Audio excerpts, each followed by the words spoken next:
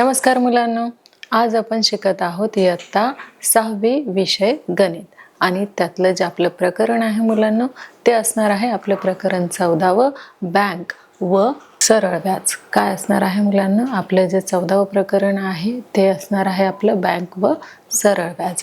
याचा आज आपण काय करणार आहोत तर अभ्यास करणार आहोत बँक व सरळ व्याजाचा. बघा मुलांनो, काय सांगितलेलं आहे आपल्याला की बँकेचा जो काही व्यवहार आहे तो कशा प्रकारे होतो याचा आपल्याला काय करायचं आहे, आज अभ्यास करायचा आहे. तसेच सरळ व्याज ही संकल्पना जी आहे ती देखील आपल्याला आज इथे स्पष्ट करायची आहे. तसेच बँकेचे जे काही कामं आहेत किंवा बँक व त्याचे जे काही आर्थिक व्यवहार आहेत ते कसे चालतात, ते कसे होतात, तर ते देखील आज आपण काय करणार आहोत या पाठामध्ये समजून घेणार आहोत. बघूयात तर मुलांनो. बघा मुलांनो, व्याज म्हणजे काय? तर व्याज म्हणजे आपण जी काही मुद्दल बँकेकडनं घेत असतो आपल्या ज्या काही इतर कामासाठी किंवा काही आपलं बिझनेस वगैरे आपलं करायचं म्हटलं तर आपण त्या बदल्यात जे काही लोन उचलत असतो त्या लोनाच्या बदल्यात बँक जी आहे ती काय करत असते तर व्याज वसूल करत असते. बघा मुलांना, व्याज म्हणजे काय? तर व्याज म्हणजे बँक ठेवीदारांना बँकेत पैसे ठेवल्याबद्दल काही रक्कम मोबदला म्हणून दिले जाते. जसे की बघा, आपण काय करत असतो, एखादी FD बनवत असतो किंवा बँकेमध्ये काही 1 वर्षासाठी 2 वर्षासाठी आपण ठराविक रक्कम जी आहे ती आपण बँकेमध्ये जमा करून ठेवतो. पण ती मुद्दल आपल्याला मिळतेच, पण त्याबरोबरच आपल्याला काय मिळतं तर आपल्याला त्याचा इंटरेस्ट देखील मिळतो, त्याचं व्याज देखील आपल्याला बँक काय करत असते, देत असते. जेव्हा आपण एखाद्या ठराविक वेळेसाठी वर्षभरासाठी किंवा 2 वर्षभरासाठी जी काही आपल्या रक्कम आहे ती ठेवल्यानंतरच आपल्याला बँक काय करत असते, व्याज हे देत असते. बघा, तसेच कर्जदारांना पैसे वापरायला दिल्याबद्दल बँक त्यांच्याकडून मोबदला म्हणून काही रक्कम आकारते. अशा रकमेला व्याज असे म्हणतात. जसे की जर आपण देखील काय करत असतो की बँकेशी काही व्यवहार करत असतो. जसं 1 वर्षासाठी जर आपण FD बनवली किंवा फिक्स डिपॉझिट आपण जर 1 वर्षासाठी जर केलं आणि आपले जर 50,000 रुपये जर आपण FD करत असू, फिक्स डिपॉझिटमध्ये जर आपण 1 वर्षासाठी 50,000 रुपये जर ठेवत असू तर त्या बदल्यात बँक आपल्याला काय देत असते तर व्याज देत असते, इंटरेस्ट देत असते. जसं 100 रुपये दराने ती काय करत असते, व्याज आपल्याला लावत असते. तर बघा मुलांनो, की जसं की आपण फिक्स डिपॉझिटमध्ये काही रक्कम ठेवत असतो आणि त्या बदल्यात आपल्याला बँक काय करत असते तर ठरवलेलं जे इंटरेस्ट आहे, जे व्याज आहे ते आपल्याला देत असते.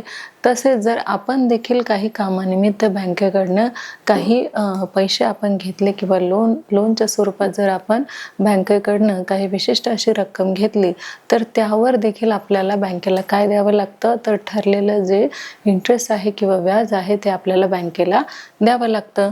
बघा मुलांनो, ठेवीवर किंवा कर्जावर व्याज आकारताना त्याचा दर प्रत्येक 100 रुपयावर दिला जातो. म्हणजे प्रत्येक 100 रुपयावर काय ठरलेलं असतं, इंटरेस्ट ठरलेला असतो, व्याज ठरलेला असतो. व्याजाचा दर किती काळासाठी आहे हे सांगितलं जातं. जसं बघा, आपले जे पेरेंट्स आहेत ते जर फिक्स डिपॉझिट करत असेल म्हणजेच ठराविक काळासाठी जर ते बँकेमध्ये विशिष्ट रक्कम ठेवत असेल तर मग आपल्याला बँकेकडनं कळतं की आपल्याला किती इंटरेस्ट हा मिळणार आहे. तसेच जर बँकेकडनं देखील आपण काय केलं आहे, एखादी रक्कम उचललेली आहे आणि ती देखील आपल्याला फेडावी तर लागतेच, पण त्या बरोबरच आपल्याला काय द्यावं लागतं तर जे काही बँकेने ठरवलेलं व्याज आहे ते देखील आपल्याला काय करावं लागतं, मूळ मुद्दलसह द्यावं लागतं. पुढे बघूया मुलांनो, व्याजाचा दशादशे दर याचा अर्थ दर सालासाठी म्हणजेच प्रत्येक वर्षासाठी दर 100 रुपयासाठी द्यायचे असते. म्हणजे जे काही इंटरेस्ट ठरलेला असतो, व्याज ठरलेलं असतं ते 100 रुपयाप्रमाणे असं ठरलेलं असतं. दशादशे म्हणजेच काय मुलांनो की दर साल दर शेकडा. नंतर बघा, मुद्दल ज्या कालावधीसाठी वापरले जाते त्या कालावधीला मुदत असे म्हणतात. जसे की आपण बँकेकडनं जर 1 वर्षासाठी लोन घेतलं तर ती आपल्याला काय मिळाली, मुदत मिळाली. किती वर्षाची मुलांना तर 1 वर्षाची आपल्याला मुदत मिळालेली आहे आणि त्या मुदतीमध्ये आपल्याला 1 वर्षासाठी जे काही लोन दिलं गेलं आहे, विशिष्ट रक्कम दिली गेली आहे, त्याचं जे इंटरेस्ट आहे ते एवढं असणार आहे. पण जर आपण जी मूळ मुद्दल आहे ती फेडण्यासाठी जर आपण उशीर केला तर काय होतं मुलांनो, त्यावर देखील आपल्याला काही चार्जेस जे आहे ठरलेले ते पेड करावे लागतात, भरावे लागतात. पुढे बघूया. बघा मुलांनो, या इयत्तेत आपण फक्त 1 वर्षासाठी आकारल्या जाणाऱ्या व्याजाचा विचार करणार आहोत. हे सरळ व्याज आहे. अधिक काळासाठी व्याजाची आकारणी अनेकदा जास्त गुंतागुंतीची, ती सरळ व्याजापेक्षा वेगळी असते. म्हणजेच ठरवलेल्या कालावधीतच आपल्याला काय करावं लागत असतं मुलांना, तर जे काही बँकेचे व्यवहार आहे ते आपल्याला कंप्लीट करावे लागत असतात. नाहीतर जी काही आपल्याला मुदत दिलेली आहे त्या मुदतीपेक्षा जर जास्त कालावधी झाला तर व्यवहार हा अगदी किचकट आणि गुंतागुंतीचा होत जातो. पुढे बघूया. तर पहा मुलांना, इथे आपल्याला एक उदाहरण दिलेलं आहे. ते काय आहे, विनीताने दर साल दर शेकडा 7 दराने बँकेत 15,000 रुपये 1 वर्षासाठी ठेव म्हणून ठेवले तर तिला वर्ष अखेरीस किती व्याज मिळेल, हे आपल्याला याचं काय द्यायचं आहे, तर उत्तर द्यायचं आहे. बघा मुलांनो, विनीताला जे मिळालेलं व्याज आहे ते आपण किती मानूया, तर x एवढा आपण मानू. काय म्हणणार आहोत मुलांनो, तर व्याज कुणाला मिळालेलं, तर विनीताला मिळालेलं व्याज आपण x हे मानणार आहोत. म्हणून x/1500 बरोबर 7/100. आता आपण काय करणार आहोत मुलांनो, तर ह्या दोघी अपूर्णांकाला आपण काय करणार आहोत, तर दोन्हीला आपण 15,000 ने गुणणार आहोत. ओके मुलांनो, आपण काय करणार आहोत, तर ह्या ज्या काही दोन आपल्याला पूर्णांक मिळालेले आहेत त्याला आपण काय करायचं आहे, दोन्हीला आपण 15,000 ने गुणायचं आहे. किती मुलांनो, 15,000 ने. नंतर बघा मुलांनो, म्हणून x/1500 गुणिले किती मुलांनो, तर 15,000 बरोबर 7/100 गुणिले किती मुलांनो, तर 15,000. आता बघा मुलांनो, हे 2 शून्य कट आणि हे 2 शून्य कट. आता किती राहिलेले आहे आपल्याकडे, तर 7 गुणिले 150. आता आपल्याला याचा काय करायचं आहे, तर गुणाकार करून घ्यायचा आहे. बघा मुलांनो, 7 गुणिले 150 याचा आपल्याला काय करायचं आहे, संख्येचा आपल्याला कुठली क्रिया करायची आहे, तर गणिती क्रिया करायची आहे. म्हणून बघा 150 गुणिले 7 किती होतात मुलांनो, 7×0 0, 7×5 35, हातच्याला आले 3, 7×1 7 आणि 3 किती मुलांनो, तर 10. म्हणजे जी वनिता आहे तिला किती पैसे मिळणार आहे मुलांनो, विनीताला किती व्याज मिळणार आहे, तर विनीताला 1,050 रुपये हे काय मिळणार आहे मुलांनो, तर व्याज मिळेल. बघा मुलांनो, आपल्याला इथे काय सांगितलं होतं की विनीताने 7 दराने बँकेत 15,000 रुपये 1 वर्षासाठी ठेव म्हणून ठेवले तर तिला वर्ष अखेरीस किती व्याज मिळेल, तर विनीताला वर्ष अखेरीस म्हणजे वर्ष संपल्यानंतर तिला किती व्याज मिळणार आहे, तर तिला 1,050 रुपये एवढं व्याज मिळणार आहे. बघूया आपलं उत्तर बरोबर आहे की नाही. तर पहा मुलांनो, आपल्याला प्रश्न जो काही विचारलेला होता की विनीताने 15,000 रुपये 1 वर्षासाठी बँकेमध्ये ठेवलेले आहे तर तिला व्याज किती मिळणार आहे. बघा या उदाहरणात मुद्दल किती आहे मुलांनो, मुद्दल म्हणजे तिने जी काही विशिष्ट एक रक्कम ठेवलेली आहे ती किती आहे, तर ती आहे 15,000 रुपये. ओके, आणि मुदत किती वर्षासाठी दिलेली आहे, तर फक्त 1 वर्षासाठी तिला काय दिलेली आहे, तर मुदत दिलेली आहे. व्याजाचा दर शेकडा किती आहे मुलांनो, तर 7 आहे. मुद्दल वाढले तर व्याज वाढते. मुद्दल म्हणजे ह्या रकमेत जर वाढ झाला 15 ऐवजी जर 30,000 रुपये झाले, 35,000 झाले, 50,000 झाले, तसंच आपलं जे व्याज आहे मुलांनो ते काय होतं, वाढत जातो. जो इंटरेस्ट आहे तो आपल्याला वाढवून मिळतो. नंतर बघा, म्हणजेच मुद्दलाच्या प्रमाणात व्याज हे वाढते. 15,000 रुपये मुद्दलावर ₹1 व्याज मिळेल असे मानू 100 रुपये मुद्दलावर 7 रुपये व्याज दिले आहे. व्याजाचे मुद्दलाशी असलेले गुणोत्तर घेऊया. म्हणजेच आपण इथे काय करणार आहोत मुलांनो, तर जे काही व्याज आपल्याला किंवा विनिताला हे मिळणार आहे ते काय मानलेलं आहे, तर x हे मानलेलं आहे. बघा, x/1500 बरोबर 7/100. आता आपल्याला काय करायचं आहे, समीकरण आपण मांडून घेऊया. x/1500 गुणिले किती मुलांनो, तर 15,000. दोन्ही बाजूंना आपल्याला कशाने गुणायचं आहे, तर 15,000ने गुणायचं आहे. याला देखील आपण दोन बाजूंनी गुणलेलं आहे आणि ही जी संख्या आहे तिला देखील आपण काय केलेलं आहे, 15,000ने गुणायचं आहे. नंतर बघा मुलांनो, हा एक शून्य, दोन्ही शून्य घालवायचे, हे दोन्ही शून्य घालवायचे. आता आपल्याला काय उरत आहे, तर 7 गुणिले 150, 150 एवढे उरत आहे. म्हणजेच आपल्याला काय करायचं आहे, तर 7 गुणिले 150 याचं आपल्याला काय करायचं आहे, गुणाकार करायचा आहे. आणि तो गुणाकार किती येत आहे मुलांनो, तर 1050 रुपये एवढा येत आहे. म्हणजेच x बरोबर किती मुलांनो, तर x बरोबर 1050 आणि विनिताला एकूण 1050 रुपये व्याज असे मिळेल. म्हणजेच आपलं उत्तर इथे कसं आलेलं आहे, तर अगदी बरोबर आलेलं आहे. पुढे बघूया. बघा मुलांना, आपण जे काही पहिलं उदाहरण होतं ते काय बघितलेलं, की विनिताने 1 वर्षासाठी काही रक्कम जी आहे ती बँकेमध्ये ठेवली होती आणि त्या रकमेच्या बद्दल तिला काय मिळालेलं, तर तिला बँकेकडनं इंटरेस्ट मिळालेला, व्याज मिळालेलं. तर आता इथे आपल्याला कुठलं उदाहरण आहे, तर विलासरावांनी विहिरीवर मोटर पंप बसवण्यासाठी दर शेकडा 8 दराने बँकेकडून किती रुपये घेतलेले आहे, बँकेकडनं किती कर्ज घेतलेलं आहे, तर 20,000 रुपये एवढं कर्ज घेतलेलं आहे. मग आता हे जे कर्ज आहे 20,000 रुपये ते तर कुणाला, विलासरावांना बँकेला द्यावंच लागणार आहे. पण त्या बरोबरच विलासरावांना काय द्यावं लागणार आहे, तर इंटरेस्टसुद्धा द्यावं लागणार आहे, व्याजसुद्धा बँकेला द्यावं लागणार आहे. म्हणजेच काय मुलांनो, तर मुद्दल प्लस व्याज. मग जी काही रक्कम होती तेवढी रक्कम जी आहे ती विलासरावांना बँकेला द्यावी लागणार आहे. बघा तर मुलांनो, पहा मुलांनो, इथे आपण काय म्हणणार आहोत, की विलासरावांनी विहिरीवर मोटर पंप बसवण्यासाठी दर शेकडा म्हणजेच 8 रुपये टक्क्याने काय घेतलेलं आहे मुलांनो,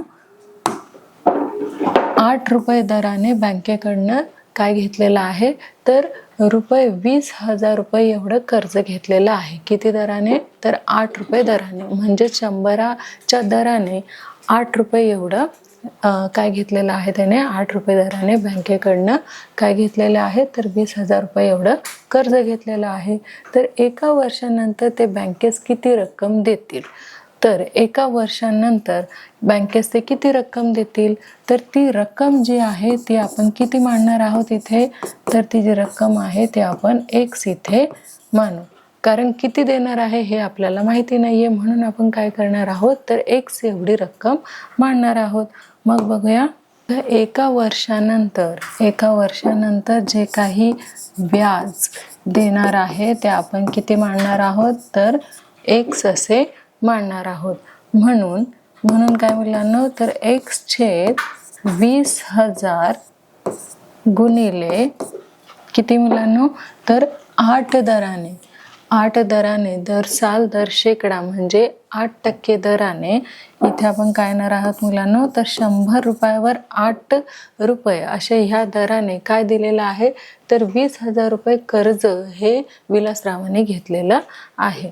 मग आता इथे आपण काय करणार आहोत, की दोन्ही बाजूला आपण 20,000ने गुणणार आहोत. काय करणार आहोत, दोन्ही बाजूंना